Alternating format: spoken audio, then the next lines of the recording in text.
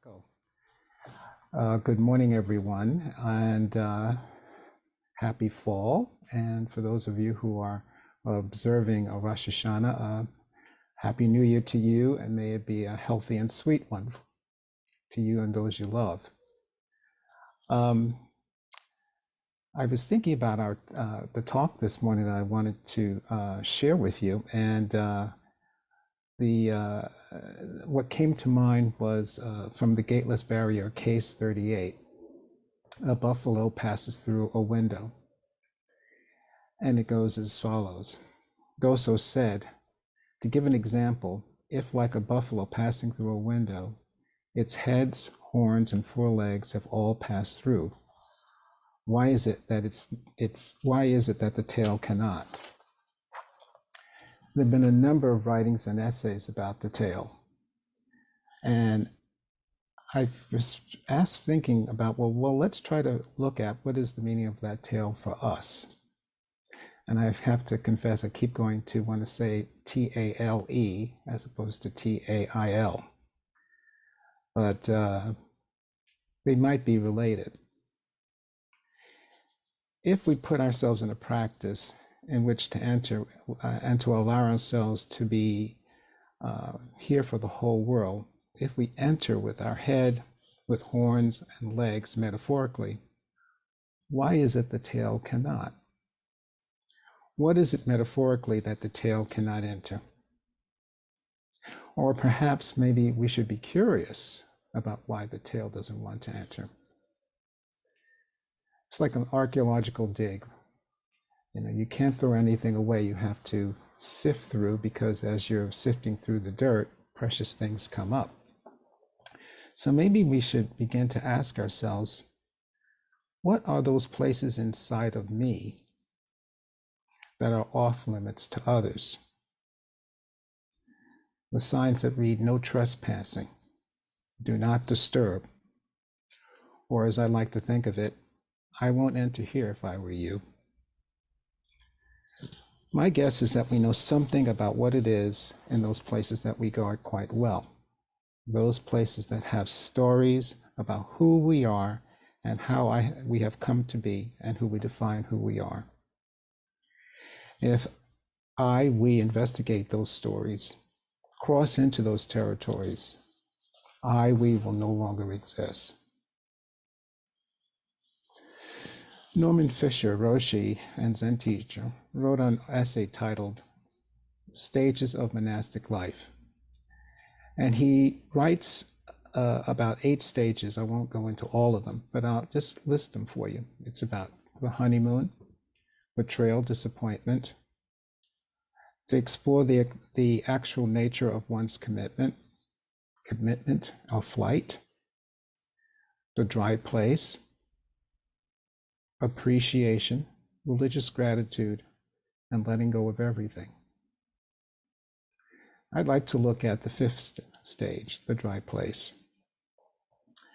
He writes, Norman Fisher writes, subtly, we hold on to life we vow to give up.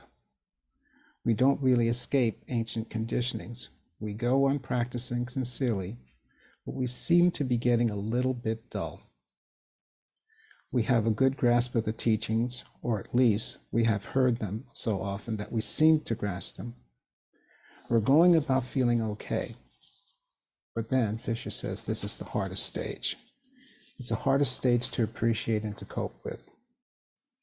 No one, not even teachers, recognize it, because maybe teachers are going through it themselves. He says, but it's so subtle that if we don't take notice, it could kill us and the community around us. For those of you who were at Futsatsu on this past Thursday, I was deeply touched by Miyoko Roshi's talk about looking at these forbidden places with slowly and compassionately. And she said something in the talk I thought, well, I've heard this before, but it touched me in a way. She says, we're here to heal ourselves, others, and the whole world. When the word world was mentioned, I had this insight that maybe the forbidden places that I don't explore also has an impact on the world. Too often we hear that there is no separation. The idea of no self-separation can become a drone, background noise. When it becomes this, that's when it becomes poison. That's when we die, and the community around us dies with us. The question I think we need to ask ourselves is, for who do we practice? Do I practice for myself, or do I practice for the world? And only you individually can answer that question. But Fisher would say these stages are simultaneous and ongoing. They're not linear. He would say, he also says in his article that if you really want to see these stages in sharp focus, you may want to enter a monastery. But one of the ways to also look at these stages are the landscapes of our heart, which I'd like to believe is on the journey to wholeness. Wholeness, not just for ourselves, but for the world.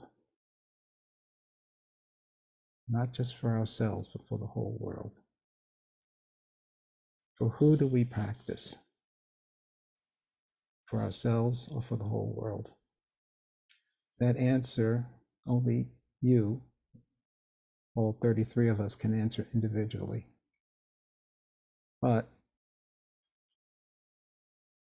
I'd like to end my brief talk with a quote, and I apologize for the language. It's from John Donne, 16th century English poet. And the title of the poem is "No Man is an Island."